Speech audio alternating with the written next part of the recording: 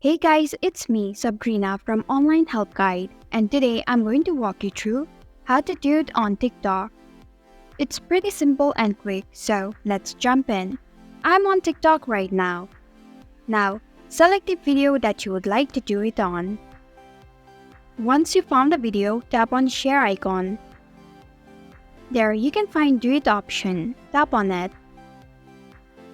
You can find phone layout right above record button.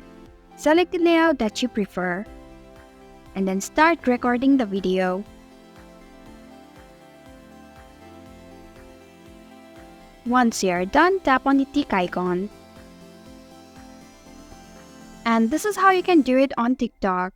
Thank you for watching Online Help Guide. Hope this video was helpful. If it was, then hit the like button and comment down if you have any questions or feedback.